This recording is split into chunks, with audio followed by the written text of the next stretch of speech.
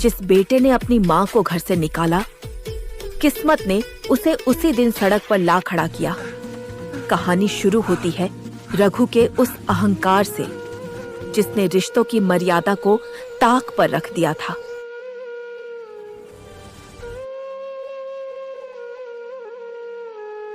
बस बहुत हुआ। इस घर की ईंट ईंट पर अब सिर्फ मेरा नाम होगा। तुम लोग आज के आज यहाँ से अपना बोरिया बिस्तर समेटो और निकल जाओ। बेटा रघु, ये क्या कर रहा है? बुढ़ापे में अपनी माँ को बेघर करेगा? ये घर तेरे पिता की निशानी है। रिश्ते नाते अपनी जगह है माँ, लेकिन ये जायदाद अब मेरी है। मुझे अपनी जिंदगी में तुम लोगों की किचकिच नहीं चाहिए। भैया, घर बद्धा है, हम सब साथ रह सकते हैं।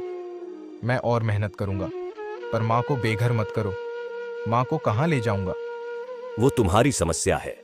जाओ और अपनी मेहनत कहीं और दिखाओ। गेट खुला है, दफा हो जाओ यहां से।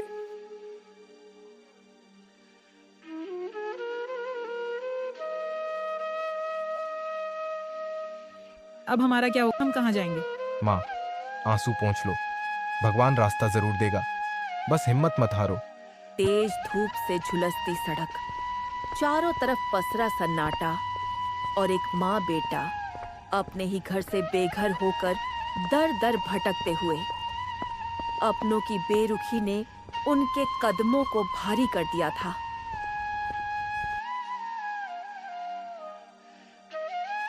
माँ, आप यहाँ पेड़ की छांव में बैठो, मैं अभी आता हूँ। पर बेटा तू कहाँ जा रहा है? रहने का ठिकाना और काम ढूंढकर। जल्दी आना बेटा। आप चिंता मत करो माँ, मैं खाली हाथ नहीं लौटूंगा। इतना कहकर मोहन माँ को पेड़ की छाव में छोड़ काम की तलाश में निकल पड़ा। वो एक उम्मीद लेकर हर दरवाजे पर गया।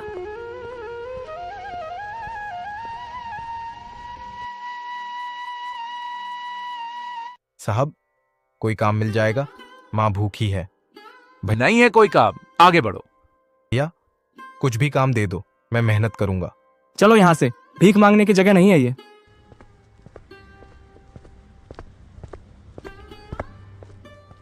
साहब, 2 वक्त की रोटी के लिए काम दे दो। कहाना नहीं है, समझ नहीं आता क्या? पर किस्मत शायद अब भी उसे और आजमाना चाहती थी। हर जगह से ठुकराए जाने के बाद मोहन के कदम अब लड़खड़ाने लगे थे। दुनिया की बेरुखी ने उसे तोड़ दिया था। तभी उसकी नजर एक बूढ़े मोची पर पड़ी, जो शांत भाव से सड़क किनारे बैठा अपने काम में मग्न था। थोड़ी उम्मीद के साथ वो उसके पास जा पहुंचा। काका, कोई भी काम दे दो, रहने का ठिकाना नहीं है, माँ भूखी है। बेटा, नाम क्या है तेरा? मोहन। घर कहाँ है तुम्हारा? काका, अब कोई घर नहीं रहा। था मोहन की आंखों की सच्चाई और उसके शब्दों का दर्द उस बूढ़े मोची के दिल को छू गया। जहां अपनों ने साथ छोड़ दिया था, वहां एक अजनबी ने इंसानियत का हाथ थाम लिया। बेटा, काम तो सिखा दूंगा, पर रहेगा कहाँ? वही तो नहीं पता काका। देख बेटा, मैं छोटे से घर में अकेला रहता हूँ।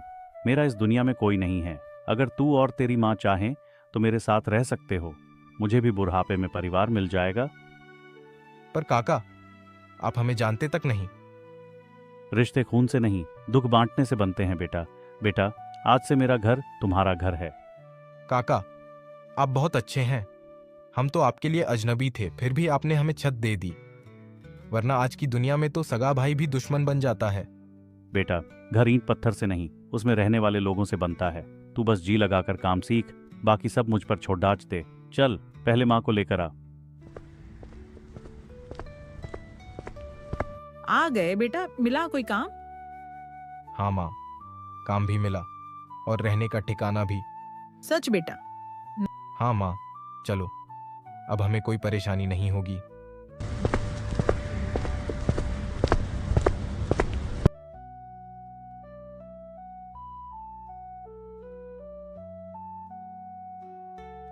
आ गए बेटा, यही है तुम्हारी माँ।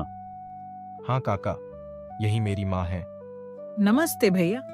खुश रहो बहन, आज से ये घर आपका है। भैया, भगवान आपका भला करे, आपने हमें सहारा दिया।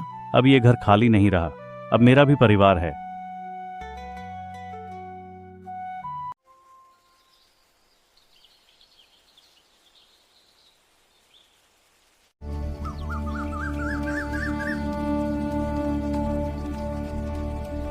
मोहन अब पूरी लगन के साथ पसीना बहाते हुए जूता सिलना सीख रहा था। उसने दिन रात एक कर दी। उसने सिर्फ सिलाई नहीं सीखी, बल्कि लोगों का दिल जीतना भी सीख लिया। शाबाश मोहन, तेरे हाथों में जादू है। तूने टांके नहीं, लोगों का भरोसा सिलना सीख लिया है। भाई वाह, शहर के बड्डे शोरूम जैसा काम है तुम्हारा, और व्यवहार उससे भी बढ़िया। धन्यवाद बाबूजी। ये सब मेरी माँ के आशीर्वाद और काका की सीख का फल है। भाई, तुम्हारे हाथ के सिले जूते सालों साल चलते हैं, बहुत तरक्की करोगे। धीरे धीरे उसकी छोटी सी दुकान पर ग्राहकों का तांता लगने लगा। समय बीतता गया। मोहन ने अपनी मेहनत और काका के आशीर्वाद से उस मामूली सी दुकान को एक आलीशान शोरूम में बदल दिया। जहां कभी काका की कच्ची झोपड़ी थी, आज वहां एक आलीशान पक्का घर खड़ा था। बेटा मोहन, तूने तो मेरी किस्मत ही बदल दी। नहीं काका, ये सब आपकी दी हुई छत और हुनर का फल है। लेकिन दूसरी तरफ कुदरत अपना हिसाब कर रही थी। लालच और गलत संगत ने रघु को कहीं का नहीं छोड़ा। जुए की लत में उसका घर, पैसा और गुरूर सब मिट्टी में मिल गया। मेरा लालच मुझे ले डूबा। अब न घर बचा न पैसा, सब खत्म हो गया। अब कहां जाऊं? रघु भटकते भटकते एक बड़ी दुकान के सामने जा रुका। फटे हाल और बेबस रघु को ये अंदाजा भी नहीं था कि जिस चौखट पर वो मदद मांग रहा है, वो उसके उसी भाई की है जिसे उसने ठुकराया था। भाई, ये जूता बहुत बुरी तरह फट गया है। क्या इसे सिल दोगे? मेरे पास ज्यादा पैसे नहीं हैं। मोहन, तू यहां इस दुकान पर? भैया, आप इस हाल में? मोहन, ये इतनी बड़ी दुकान तेरी है? भैया, आपने मुझे सडेडे ढाक पर छोड़ ढा था, पर भगवान ने मुझे काका के रूप में फरिश्ता दे दिया। उन्होंने मुझे हुनर सिखाया और सिर पर छत दी। मुझे माफ कर दे मोहन, मैंने तुम लोगों को घर से निकाला और आज मैं खुद सड़कों पर हूं। लालच ने मुझे अंधा कर दिया था। क्या मां मुझे माफ कर देगी? भैया, ऐसा मत कहिए। आप मेरे बड्ढे भाई हैं। वक्त बुरा था, आप नहीं। मां तो मां होती है भैया। चलिए घर चलते हैं।